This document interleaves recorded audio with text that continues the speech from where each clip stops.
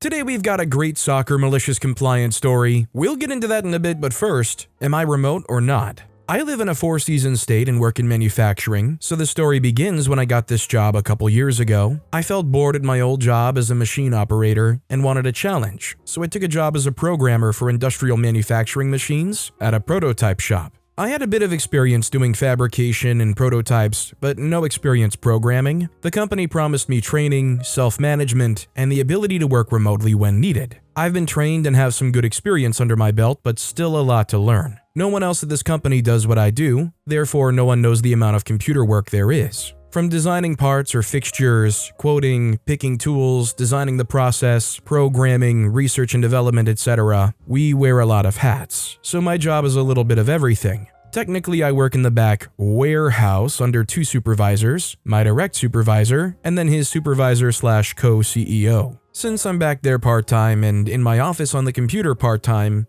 I have two supervisors, I guess. It's kind of a weird dynamic and hard to explain, but just know it's poorly managed, micromanaged, and my supervisor and I hate it. Fast forward to a couple weeks ago, there was a snowstorm and the office had a half day. I live about an hour north from the office and usually get more snow than they do. I decided to work remotely for the rest of the day instead of going into the office. I got a lot of work done, and I was proud of my accomplishments for the day. I briefed my supervisor on what I did for the day, and he said, "Great work." The next few days, my supervisor is trying to implement a progress tracker since we have no way of tracking projects other than me saying how far I got. Just a simple spreadsheet? No problem, I get it. We are a small company and the CEO is a busy guy. He doesn't always know the status, and since we all wear many hats, the rest of the team should know the status also. A few days ago, I had to rush home for an emergency. Something was going on at my house. Not that important to the story, I mentioned to my supervisor that I'll be working remotely the rest of the day. He said something along the lines of, "Well, some people didn't like that you worked remote last time. Your job isn't really a remote job." I was a little taken aback since it's probably 75% computer work, and I've been slow in the shop while waiting on tools to ship. I defended myself. It's not like I don't do anything, there's still plenty to do. The office was closed and everyone else in the back got a snow day while I worked remotely, and someone got mad at that? He agreed with me. It's silly and we both know. I ended up rushing home, getting there late because I was talking about what I should do the rest of the day and how to fill out the tracker spreadsheet so I can prove to the micromanaging CEO that I work. I told him, I've never had to prove to anyone that I'm working before. I went home and ended up taking the rest of the day off anyway to deal with the issues at home and not make anyone upset or question if I worked or not. So yesterday, I got an email that we are closed tomorrow due to weather, work remote if possible. I asked my supervisor, what do I do? He said, well, do this or that, blah blah. I said, no, my job's not really remote, and everyone else that isn't capable of remote work gets the day off. You expect me to work tomorrow? He gave me a look as if to say, really? I spoke to some other coworkers and they aren't working. Why am I the only one working? Well, guess what? I turned my alarm off. I'm not logging onto my computer, and I might monitor emails in case something important pops up. My supervisor jokingly said, take a machine home with you to work remote, implying I can't work remotely since I need to run machines. Very funny. If you can do your job working remote, I don't understand why people are so against that. I totally understand if it in any way hampers the job or quality of anything that's going on, but just being anti-remote work just to be anti-remote work, or because you want to physically cease people in the office or at the worksite, I don't think it encourages you to work the best work you can possibly do. Also, hi, I'm Steven, and if you guys enjoy awesome stories of malicious compliance, why not hit those like and subscribe buttons down below? That said, our next story is Dishwashing/Kitchen Malicious Compliance 2, the sequel. So ever since I got promoted to prep cook/grab-and-go position after my dishwashing misadventures, a lot has gone on since my last post. After my malicious compliance in the dish pit, it continued on in the grab-and-go department where I was situated in. It went something like this. I'd walk into work, fresh as a daisy, completely unsuspecting of anything wrong, and suddenly I'd get blamed for the mundanest of things. Side note, I worked with a partner who, for privacy reasons, we'll call her Abby. Abby is someone who helps me with the grab and go. And likewise, if I'm in a pickle, she'll help me. We help each other. Okay, enough said. My boss would blame me for putting insert food item in the fridge and not using it and letting it go to waste. And I would tell her it wasn't me, it was Abby, and then she said, well, it's your area. Alrighty, that can be arranged. Cue sometime in December, Abby left the grab-and-go department. This detail will be important later, leaving me to do grab-and-go by myself. She did chip in when I needed it, but there's only so much she could do when we're slammed. Meanwhile, I made sure to keep my area tidy and put everything in its spot, so nobody could blame me for unnecessary bull. I kept this up every day, except the days I was off and weekends, duh. Nobody complained, not even a single soul. If you follow my posts, you know my boss is narcissistic. This is important because she was no longer abusing me mentally anymore, which was strange, but I ignored it. As long as I actually got to enjoy my job, I could give less of a freak. Which leads me to today. I woke up, got a text 6 hours ago explaining that boss won't be in till 6. Long story shorter, apparently she isn't coming in because she got in trouble due to the high turnover rate, which has been going on for years, and other details.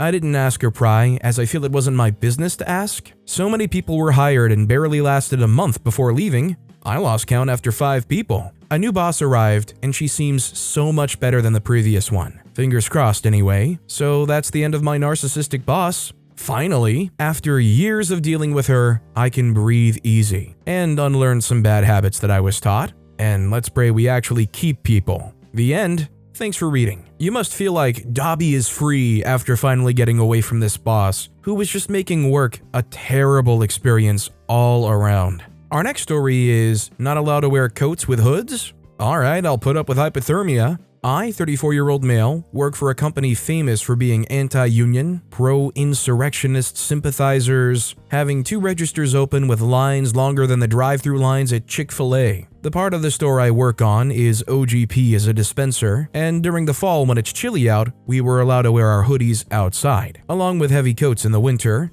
Last week, a rule was implemented saying we are no longer allowed to wear hoodies. Alright, no problem. So I started wearing my heavy winter coat as a substitution, which still had a hood. One of my immediate supervisors, let's call her Karen, also not her real name, because the name I originally used to describe entitled customers is Candice. I had a bad experience with her, but that's a story for another time. She tells me that my heavy winter coat still violates the no hood rule and had to tuck it in. I had a better idea because it was malicious compliance time, so I hung my heavy winter coat up and put my beanie on as the only way to stay warm, since no one was allowed to wear any form of winter clothing unless it was hoodless. The first day I saw myself in the two-way mirror, I couldn't help but think about the SpongeBob episode, Can You Spare a Dime? Pantomiming myself shaking a tin can asking, "Spare change?" Most parents in my generation will know what I'm talking about with the joke. Anyway, back to the story. I started going out in close to freezing temperatures, and some of the delivery drivers started asking me, "Where's my coat?" I couldn't help but be honest when they learned we weren't allowed to wear either hoodies or coats with hoodies, and they wouldn't make exceptions for cart pushers and dispensers. This went on for about a week until, as of today, we got an update on the no coat, no hood rule.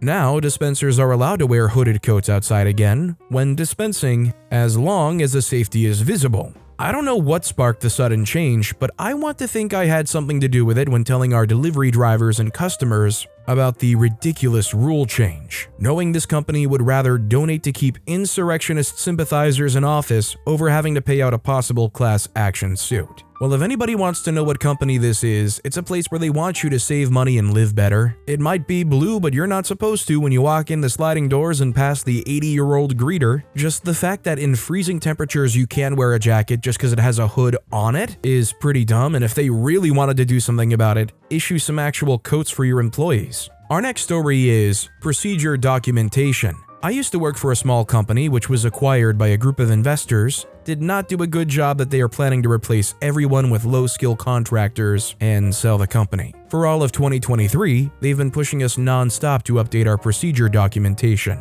Our senior manager announced in fiscal year 23 that there will be a monthly quota for procedure documentation. When there was this pushback, his response was that it doesn't always have to be complicated procedures or a perfect procedure. He was always spouting something about not letting perfection get in the way of progress, etc. I was already thinking about leaving to finish my degree, so I immediately began the application process. But in the meantime, for most of 2023, I met my quota by documenting the most unnecessary procedures, but I gave them corporate descriptions, so it's not immediately obvious. Some of my favorites: how to turn on my computer, accessing information technology resources, how to log on to my computer, utilizing security practices for informational technology resources, how I delete and move files out of Google Drive, allocating digital assets for collaborative processes, how to block your Outlook calendar, automating availability information across teams, how to request new office supplies from Staples, physical asset procurement. Since our team will be let go in any acquisition pretty early in the process, most of the lower-level managers left or were checked out as they job search. My manager had been so distracted that they never reviewed any of my procedures. I asked for feedback on a few real procedures to make it seem like I was doing what they asked, and basically they simply checked off that I've been meeting my quota. I left the job in December and have started school this spring, but I just heard from an ex-colleague who's still with the company they just discovered my procedures. He just texted me and said that the senior manager is furious because other people were basically doing the same thing. And now most of our team is left and they barely have anything documented. I mean, if you come in and you make it pretty clear that whoever is working there, you're going to become redundant at some point or let go, but they still kind of keep trying to usher you along. Document your processes. Give us the secret sauce of what makes everything work here so we can pay people way less to just follow the bullet points. Unless you're working in a place where there's a legal requirement for you to give that information up or document it, who's actually going to give their all for this sinking ship? Who's there still scooping water out to the desperate end rather than already scouring the ship for the next available lifeboat? Our next story is, okay, you win. We will practice and play on the other field. Several years ago, I coached a kids' soccer team. It was a community recreation league with volunteer coaches with a focus on fun and equal playing time. There were 2 fields next to a school. The third field is a 2-minute walk away and hidden behind a thick stand of trees invisible from the 2 fields. One would never know it was there, but it did have a small parking lot next to it accessible only by a rarely used, poorly maintained back lane. Most people would park in the school lot and walk the 2 minutes along the path through the trees. The 2 fields next to the school were typical school fields, not particularly well maintained, uneven, and definitely not regulation-sized. Typical school fields. The third field was regulation-sized, perfectly maintained, had new bleachers, and was maintained like a professional field with regular waterings, cutting, and seeding. It was the groundkeeper's pride and joy. It was the first day of the new season, and my team of 10-year-olds, the Brown Pandas, our t-shirts were brown with pandas on them, showed up for our first practice. Except there was another team on our assigned field. A team of talented players with matching socks and shorts were all wearing cleats and in their late teens. I approached the coach and explained that he was on our field and that his field was a 2-minute walk away down the path. He politely told me to take a hike. He was there first and that was that. So, not looking for any confrontation, I took my team to the really nice field. The parents had bleachers to sit in, and we had a great time on the big boy field. After the practice, the groundskeeper/convener asked me why we were practicing on this field. I told her what happened with the other coach. She told me she asked the other coach to switch fields also. He told her to get stuffed, and that was his field. 2 days later at our second practice, his team was on our field again. The convener called me over to talk to her and the other coach. She stated, "Just to confirm, for the rest of the season you are switching fields with the Brown Pandas on the far field and your team on this field here?" "Yeah, this is our field and the little kids will be on the far field." He looked at us arrogantly. "Fine by me," I stated, grabbed my big net sack of balls and trudged over to the professional field. 2 glorious weeks passed when, during practice, the other coach came over with his team and saw our field. He approached me and told me that we needed to switch fields. I laughed in his face.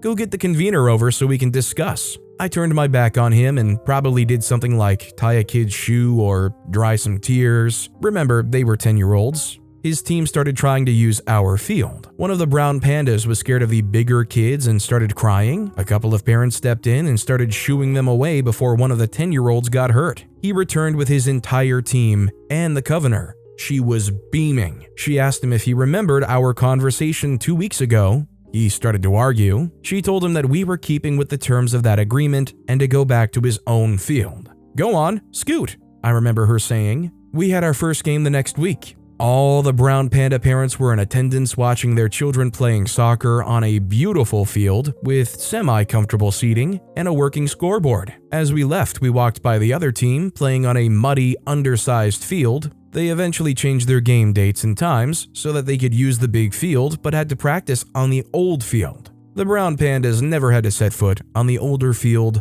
all season. I can't lie, hearing this story, every time I heard OP say brown pandas, I was just thinking of like the backyard sports games if anybody's ever played those, or alternatively Legends of the Hidden Temple, thinking about the best team, the Silver Snakes. But with that being said, that's all the time we have for today. Now, if you want to hear another absolutely awesome malicious compliance story, check out that video on the left. Or if you missed my latest video, check out that video on the right. That said, I'll see you all next time with some more stories.